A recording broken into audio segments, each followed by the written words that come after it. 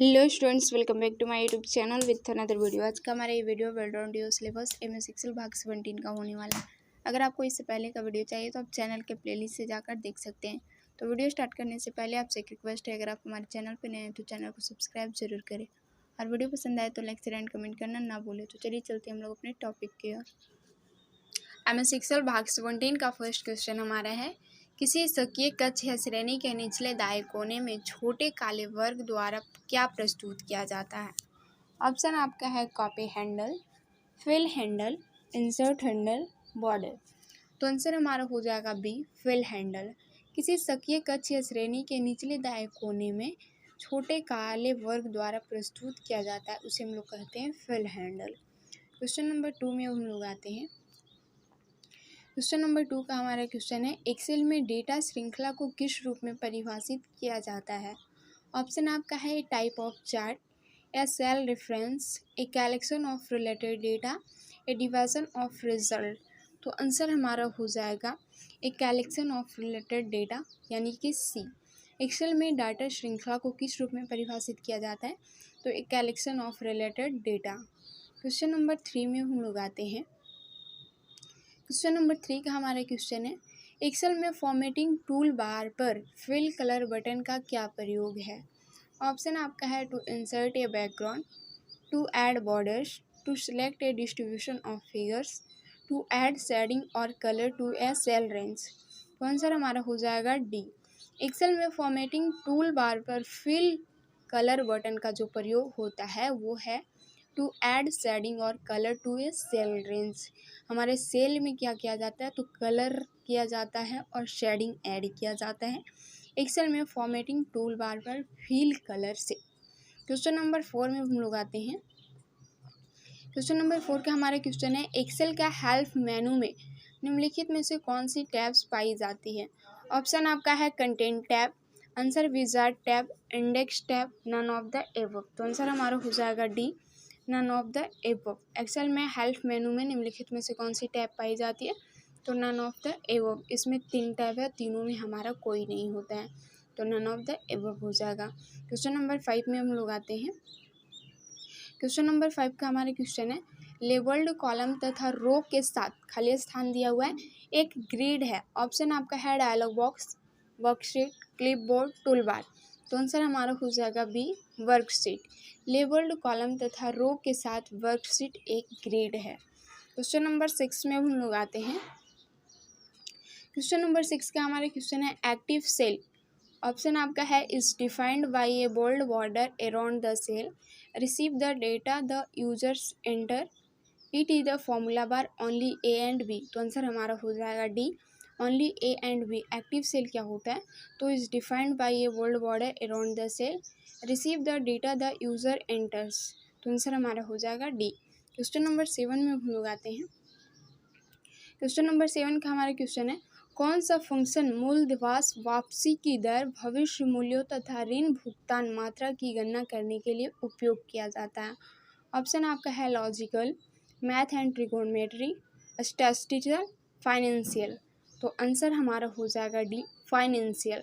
कौन सा फंक्शन है जो मूल दिवस वापसी की दर, भविष्य मूल्यों तथा ऋण भुगतान मात्रा की गणना करने के लिए प्रयोग किया जाता है, तो वो है फाइनेंशियल ऑप्शन।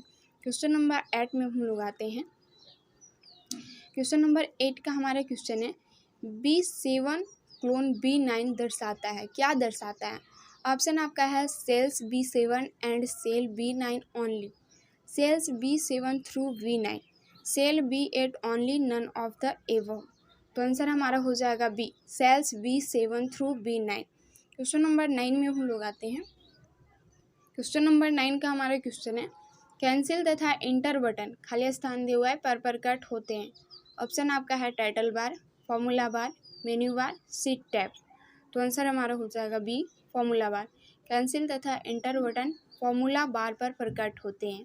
क्वेश्चन नंबर 10 में हम लोग आते हैं।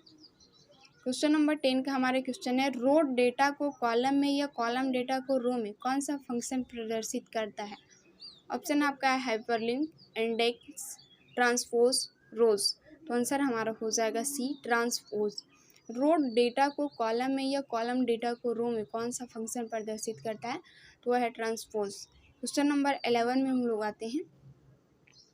क्वेश्चन नंबर 11 का हमारे क्वेश्चन है, जब आप एक सेल फाइल को वर्ड डॉक्यूमेंट में खोलते हैं, डाटा खाली स्थान दिया हुआ है, होता है, क्या होता है? ऑप्शन आपका है hyperlinked, placed in a Word table, linked, embedded.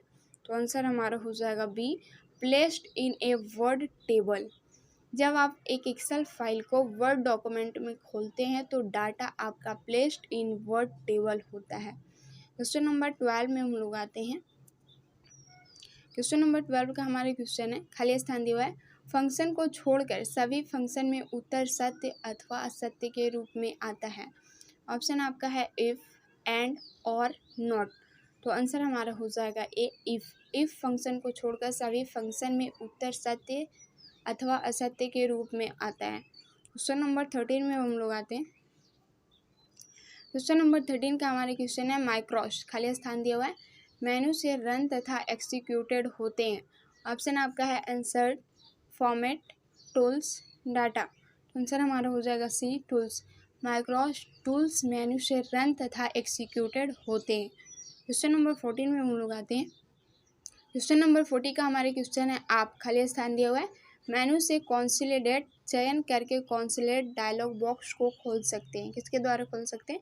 Option आपका है इंसर्ट, फॉर्मेट, टूल्स, डेटा। तो आंसर हमारा हो जाएगा डी, डेटा। क्वेश्चन नंबर 15 का क्वेश्चन हमारा है, प्रत्येक एक्सेल फाइल एक वर्कबुक कहलाती है क्योंकि it can contain and data, it can be modified, it can contain many sheets including worksheet and chart sheet, you have to work hard to create it. तो answer हमारा हो जाएगा C, it can contain many sheets including worksheet and chart sheets.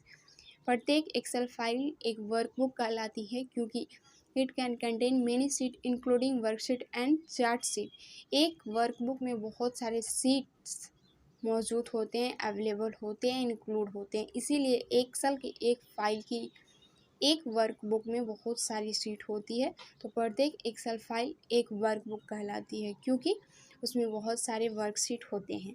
तो ये था हमारा MS Excel भाग 17 का 15 क्वेश्चन। 15 में से कितने का आंसर आप लोग का सही हुआ है कमेंट करके बताइएगा, और मिलते हैं नेक्स्ट वीडियो में MS एक्सेल भाग 18 के साथ। Thank you.